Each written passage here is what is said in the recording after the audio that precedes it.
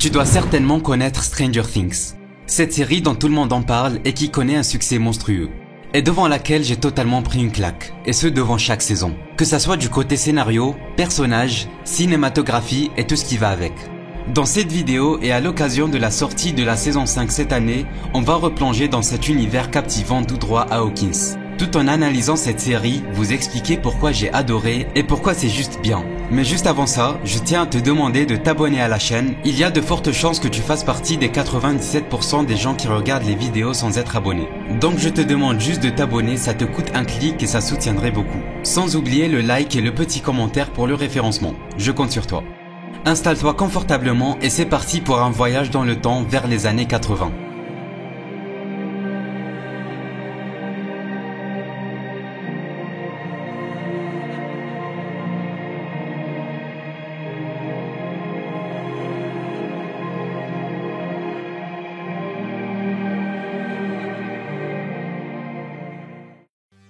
Durant la première saison de Stranger Things, saison qui nous plonge directement dans le tas dès le premier épisode, on commence par nous introduire l'univers dans lequel on est. Comme dans chaque début d'œuvre, les règles de cet univers, pourquoi il diffère du nôtre, le monde réel, tout en nous instaurant les enjeux principaux.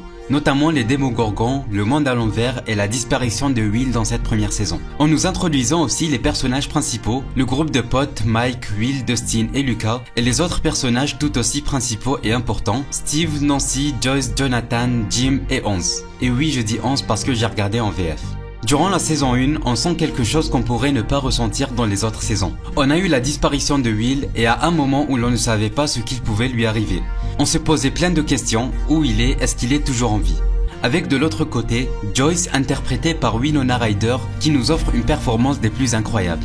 Je trouve que le côté de la mère désespérée mais qui gardait quand même espoir au point que tout le monde la croyait folle et hyper bien réussie. Et au moment où Jim commence à croire que ce qu'elle dit depuis le début à propos de Will qui se trouvait dans une autre dimension était vrai, on sentait qu'un pas a été fait dans l'intrigue. Car nous spectateurs, on voyait ce qui se passe vraiment. Tu vas me dire que c'est le but, tu as raison, mais c'est d'un côté aussi une réussite de la part de la production que nous qui étions devant cette série, nous nous sentions impliqués. Et à un moment similaire, tous les personnages qui vivaient des aventures différentes chacun de leur côté, avaient récolté plusieurs informations qui, mises de bout en bout, donnaient la réponse à ce qu'ils cherchaient à la fin de la saison. Ils se sont alors tous réunis et ont trouvé la solution. Depuis le début de la saison, on n'attendait que ça, que tous les personnages soient enfin réunis. Et on a tous souri à la fin en voyant Joyce maquillée qui s'est faite enfin belle et heureuse pour la première fois avec ses deux enfants. Bref, merci Winona Ryder. Ce processus continue aussi en saison 2, toujours mettant en avant Will et nous révélant petit à petit quelques informations sur Hans, le monde à l'envers et les créatures de ce dernier, et principalement le flagelleur mental. Et cette saison développe aussi les personnages davantage un à un sans en mettre aucun de côté, la relation entre Elf et Jim, Jonathan et Nancy, et même le groupe de potes principal qui commence à se dissoudre petit à petit. On va y revenir. Et sans oublier l'introduction de Max et de son grand frère Billy, qui dégage un charisme monstrueux. Et pour parler du côté relationnel entre les personnages, l'un des plus gros points forts de la série. Ça se ressent principalement lors de la saison 3 avec l'ouverture du centre commercial Starcourt. Saison durant laquelle nous avions plusieurs groupes qui se forment, chacun vivant une aventure différente. Comme à chaque saison plus ou moins. À commencer avec Hans et Mike, couple que l'on nous annonce depuis la première saison et qui au début de cette saison 3 passaient tout le temps ensemble. Avant que Hopper oblige Mike à la voir beaucoup moins. Ce qui créait des tensions entre eux. Et cette relation semblait à première vue être que superficielle et on sentait pas vraiment d'implication des personnages dans leur couple. Mais ça se concrétise finalement et on sent enfin qu'ils s'aiment vraiment lors de la saison 4. Quand Mike parlait à Hans pour essayer de la libérer de l'emprise de Vecna. Et c'est à peu près ça aussi le job de Mike dans cette 4e saison, on va y revenir aussi. Et comme je l'ai dit, c'est la première fois où l'on sent Mike et Elf comme un duo. Contrairement au moment où Hans se faisait harceler au lycée, avec Mike qui la regardait au loin et qui ne servait strictement à rien. Mike d'ailleurs qui dans cette saison, tout comme dans la saison 3, a perdu son entre guillemets rôle de personnage principal. Il n'était pas personnage principal, mais dans les 2 premières saisons, c'était lui le guide de la bande, et c'était lui aussi qui restait le plus raisonnable en cas de problème dans le groupe. Car chaque membre de celui-ci a plus ou moins déjà fait une gaffe qui n'était pas conforme à la règle, les amis se disent la vérité. Et oui, encore une fois, j'ai regardé en VF. Comme Lucas avec 11 qui ne l'acceptait pas dans la première saison et Dustin qui montait aux autres sur Dart le démo chiant. Et j'ai enlevé Will de l'équation pour la simple et bonne raison qu'il avait déjà assez de problèmes comme ça. Et en parlant de Will, le personnage a aussi été mis de côté dans les saisons 3 et 4. Dans celle-ci, il servait juste à prévenir les autres à propos de Vecna et le flagelleur mental. Enfin, toute la ruche du monde à l'envers. Mais on sait que Will va avoir un rôle beaucoup plus important en saison 5. On va en reparler vite fait à la fin de cette vidéo. D'ailleurs, dites-moi si vous voulez que je fasse une vidéo dédiée à ce que l'on sait à propos de la production et des théories en ce qui concerne cette 5e saison. Et en restant sur Will, qui est d'ailleurs un personnage hyper attachant interprété par Noah Schnapp, il est tout juste grotesque. Il a parfaitement su interpréter la détresse et la peur du personnage dans les 2 premières saisons. Et pour rester dans les relations entre les personnages, tout comme Elf et Mike, on avait aussi le couple de Max et Lucas. Couple qui ne durait pas longtemps et qui était aussi assez distant. Mais on voyait quand même que leur relation reste assez enfantine dans les saisons 2 et 3, mais que dans la 4e, leur relation refait surface. Tout comme Mike et Elf, pour un climax des plus dramatiques. La scène où Max s'était défaite de l'emprise de Vecna en ayant tous les os cassés tout en étant aveugle était affreuse pour le personnage. La cerise sur le gâteau était que Max, en ayant peur de la mort, suppliait Lucas de ne pas la laisser mourir. C'est l'une voire la scène la plus triste de toute la série.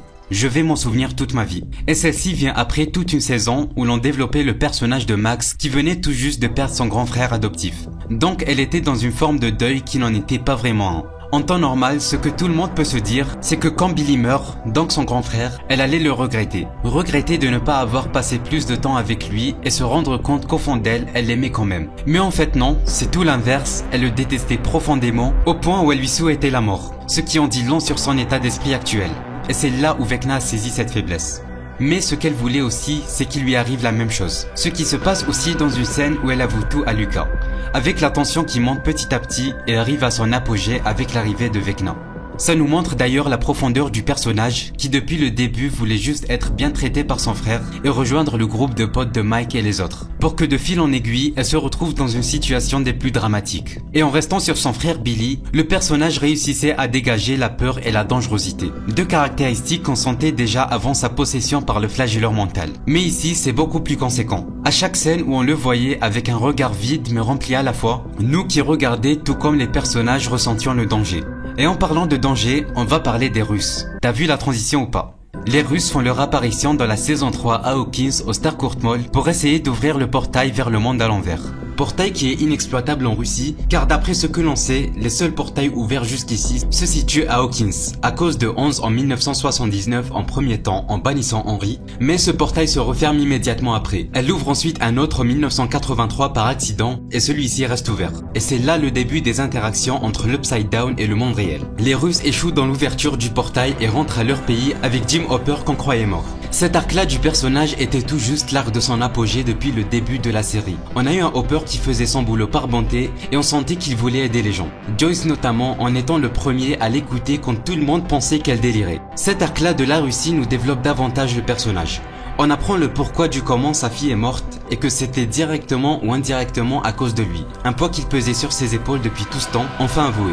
Il se rend compte par la même occasion que Joyce lui manquait vraiment et que c'était quelqu'un de vraiment important pour lui. Joyce qui de son côté, avec sa personnalité têtue et héroïque, s'efforçait d'aller le sauver et risquer sa vie. Même si cela pouvait être juste un canular depuis le début. Mais elle s'en foutait, elle a trimballé avec elle Murray et est partie à sa recherche en Russie.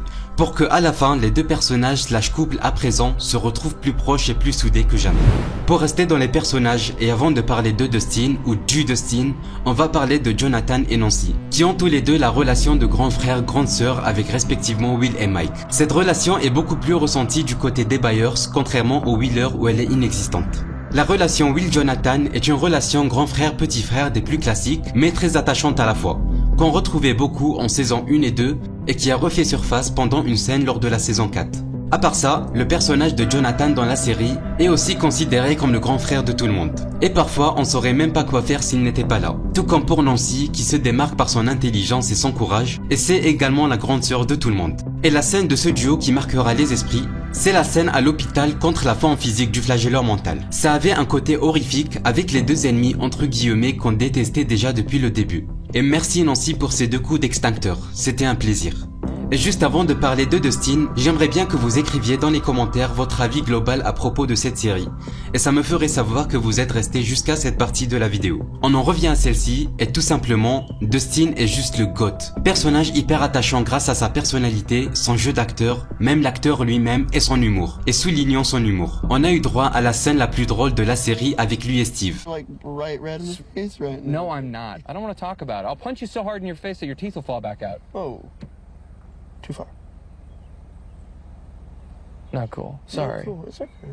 Qui n'a pas rigolé devant cette scène? C'est le personnage des plus utiles et c'est aussi le cerveau du groupe dans lequel il est. Peu importe la situation et peu importe les contraintes et les dangers auxquels il fait face. Sans oublier sa relation avec Steve. Dès qu'on les voyait en même temps à l'écran, il y a une dinguerie qui se passe. Steve aussi hyper attachant, on sent la bonté du mec qui veut aider et qui veut se rattraper avec Nancy. Et j'adore comment dans chaque saison, il se retrouve avec le rôle du babysitter et que à chaque fois personne l'écoute et ils vont quand même au danger. Et on espère le retour de la relation Steve-Nancy. Il le mérite et on voit clairement qu'il l'aime toujours. Et je pense que ce sera quelque chose qui sera exploité en saison 5.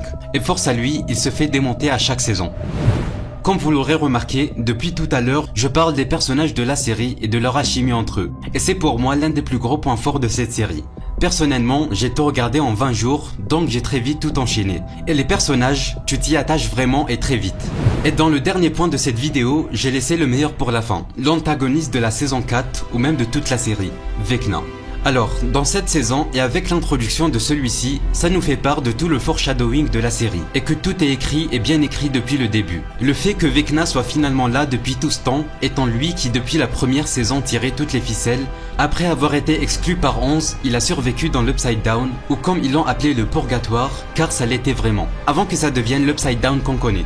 Il a donné vie et a pris possession de tout ce qu'il y avait dans ce dernier. Tout ça pour exécuter son plan qui est la fin du monde en saison 4 et 5. Et le moment où il révèle tout le processus à 11, comment il est devenu un démon, comment il est devenu le démon, tout était parfait de par la musique, la mise en scène, les talents et la performance de l'acteur. Avec son changement d'humeur petit à petit à travers le flashback. Non mais donnez un Oscar à cet homme. Avec Nancy durant tout le flashback qu'elle découvre en même temps que nous. Nancy qui d'ailleurs avait eu la vision du futur et a vu tout ce qui va se passer. Une guerre entre les deux mondes, toute sa famille morte et des troupes de démogorgons, de démo-chiens, de démo-chauves-souris et autres créatures, toutes dirigées par le flagelleur mental l'agent 5 étoiles qui lui-même dirigé par Vecna le général. Ça nous tease et nous laisse penser que Mike et toute la famille de Nancy vont y passer. Reste à voir si cette vision restera inchangée et comment ils vont arrêter ça. Comme je l'ai dit aussi plus tôt dans la vidéo, on nous a promis un rôle beaucoup plus conséquent en ce qui concerne Will. Il y a des théories qui disent qu'il va y passer, d'autres qui disent qu'il va passer à l'autre camp, et tout ça, ça promet du lourd pour notre Will. En tout cas, j'ai très hâte pour cette dernière saison qui arrivera cette année. Toujours sans date au moment où je tourne cette vidéo, mais on espère un trailer au plus vite. Et sinon, je vous dis merci d'avoir regardé, dites-moi ce que vous en pensez de cette vidéo qui est très différente par rapport aux précédentes. Abonne-toi et laisse un commentaire, je compte sur toi. Et n'oublie pas, dans les moments difficiles, bombe le torse, serre les fesses et souris, ça ira beaucoup mieux. C'était Norguys et à plus tard.